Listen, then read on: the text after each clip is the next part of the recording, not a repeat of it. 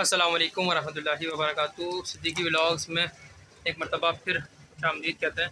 पिछले 2 दिनों से कोई वीडियो इसलिए नहीं आई कि गर्मी की इंतहा की शिद्दत, गर्मी इतनी शदीद हो चुकी है। नॉर्मली मैं ये पंखा जो ऊपर दिख रहा है आपको, ये बंद करके फिर वीडियो बनाता था ताकि शोर ना आए, लेकिन आज मैंने इस पंखे को बंद नहीं किया। मुमकिन है कि इसकी हल्की फुल्की आवाज़ आपको आ रही होगी। और गर्मी जितनी ज़्यादा तेज़ हो चुकी है, कारोबार उतना ही ठंडा पड़ चुका है। गर्मी पड़ रही है और कारोबार जो है वो ठंडा हो रहा है।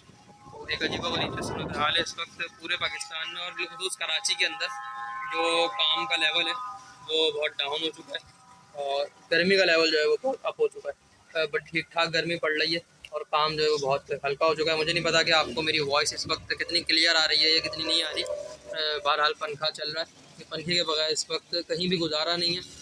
और ये पंखा भी बैटरी पे चल रहा है क्योंकि के इलेक्ट्रिक है कराची के अंदर, और लाइट नाम की कोई चीज़ है ही नहीं। पूरे दिन भी लाइट नहीं है और रातों में भी लाइट नहीं है। घंटा, 1.5 घंटा, आधा घंटा लाइट आती है मुख्तलिफ इलाकों में। और के इलेक्ट्रिक ने ठीक ठाक इस गर्मी में आवाम को परेशान करके रखा हुआ है। मगर अफसोस के साथ ये कहना पड़ रहा है कि आवाम जो है वो अपने हक़ के लिए निकलने को तैयार नहीं है। यानी कि इलेक्ट्रिक के ख़िलाफ़ कोई बोलने वाला नहीं है, कोई निकलने वाला नहीं है। लोग UPS, solar system, generator, battery, इन ऑप्शंस की तरफ जा रहे हैं, सेकंड ऑप्शन की तरफ, जो अपना असल हक़ है कि इलेक्ट्रिक से बिजली मांगने का, उसे इस्तेमाल नहीं कर रहा है। बहरहाल ये तो पूरी की पूरी मुस्लिम उम्मत का हाल है कि अपने हक़ को मांगने के लिए और अपने हक़ के लिए निकलना, ये हम लोग जो है वो भूल चुके हैं। इस वक्त इसराइल में जो सूरत हाल है और इसराइल जो कुछ कर रहा है रफ़ा के अंदर, करंटली भी न्यूज़ आ रही हैं कि बमबारी की जा रही है, जलाया जा रहे हैं ख़ैमे, और लोगों को शदीद तौर पर जो है परेशान किया जा रहा है। कई लोग रोज़ाना की बुनियाद पर मर रहे हैं और मेरे और आपके लिए शायद अब ये नॉर्मल बात हो चुकी है कि फ़लस्तीनियों की जान की कोई कीमत मेरे और आपके लिए नहीं है। क्रिकेट मैच होता है तो सारे के सारे लोगों की तवज्जो वहाँ चली जाती है।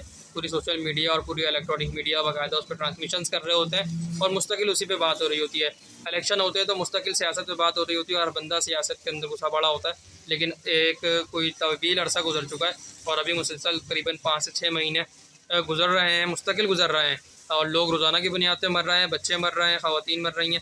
और कोई हक़ के लिए आवाज़ उठाना है तो दरकिनार, कोई बड़ी बात करना तो दरकिनार, जो लोग इस तरीके की बात कर रहे हैं उनके ख़िलाफ़ कार्रवाइयाँ की जा रही हैं। इस्लामाबाद में जो लोग बैठे हुए हैं उनके ख़िलाफ़ जो है वो FIR काट दी गई है, उनके खिलाफ उन्हें डराया जा रहा है, धमकाया जा रहा है, उन्हें उंगलियाँ दिखाई जा रही हैं, और उन्हें जो है वो अपने प्रोटोकॉल से और अपनी एजेंसीज़ के खौफ से इस तरीके से डराया जा रहा है कि वो लोग भी जो है वो डी चौक छोड़ के भाग जाएँ। और जो चंद एक लोग पूरी उम्मत का इस वक्त जो है वो हक़ अदा कर रहे हैं पूरे पाकिस्तान के अंदर, वो लोग भी यहाँ से निकल के चले जाएँ।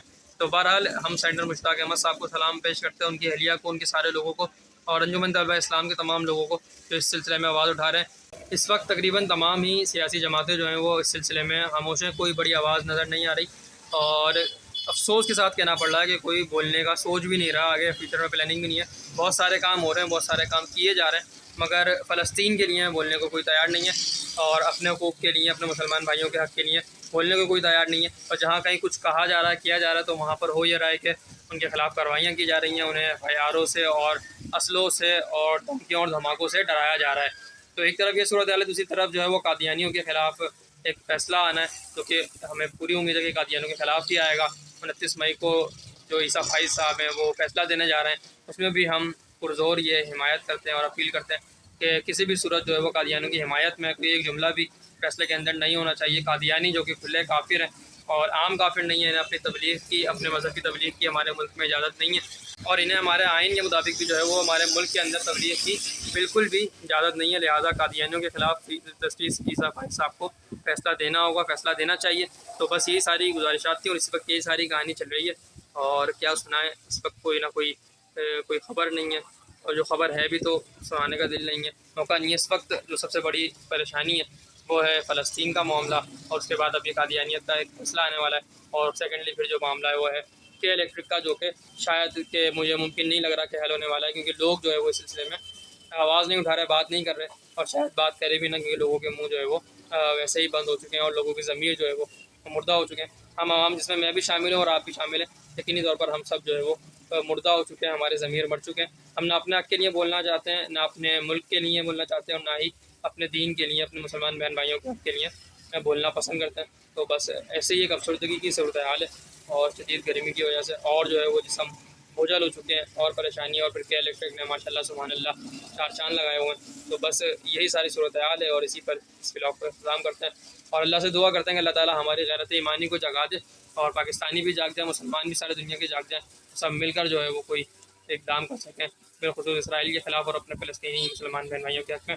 اللہ تعالیٰ پاکستان کا بھی حامی و ناصر ہو اور اسلام کو بھی اللہ رب العالمین ہمیشہ ترقی عروج عطا فرمائے اور دشمنوں کی میلی نظر سے اسے بچائے. اللہ تعالیٰ پھر سے ہمیں کوئی صلاح الدین ایوبی اور عمر بن خطاب ہماری اسی قوم سے عطا فرما دے. اللہ کریم خیر فرمائے. السلام علیکم و رحمۃ اللہ.